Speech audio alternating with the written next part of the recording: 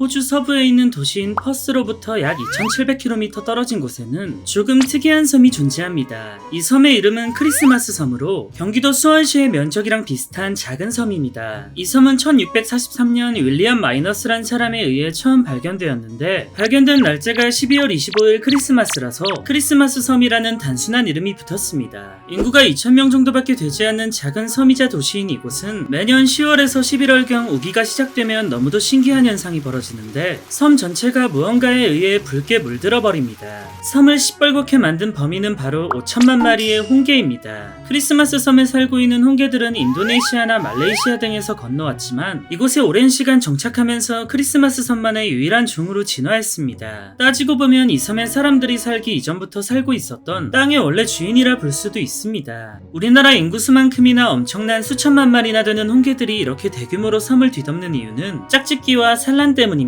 평소 숲에서 굴을 파고 사는 홍게는 우기가 시작되고 첫 비가 내리면 알을 낳기 위해 바다로 이동하는데, 굳이 비가 오는 시기에 이동하는 이유는 뜨거운 햇빛을 받으면 몸에 습기가 증발하게 되어 목숨이 위험하기 때문입니다.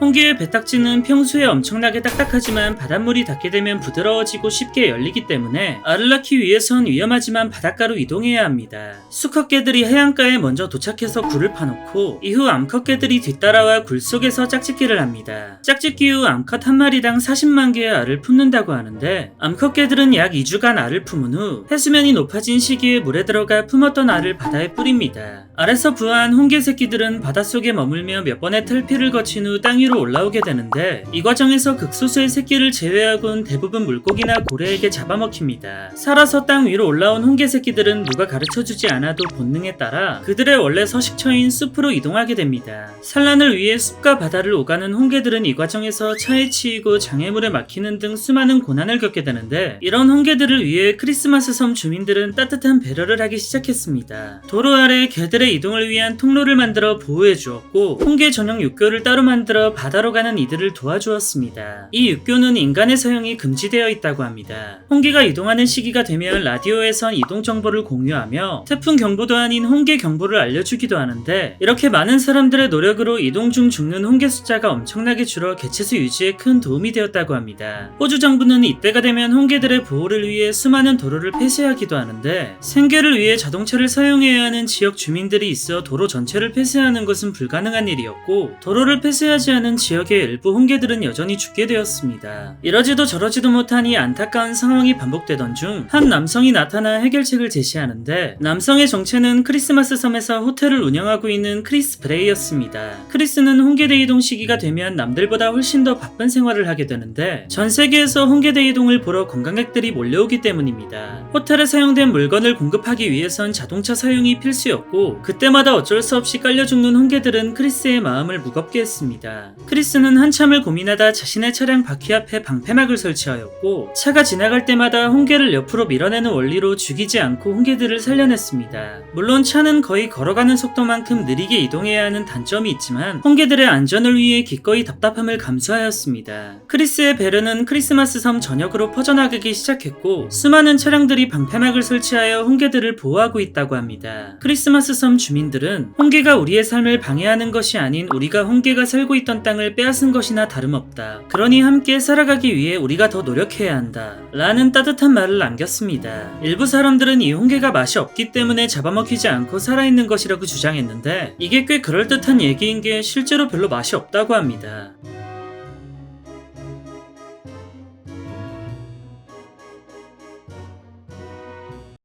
안녕히 계세요, 여러분!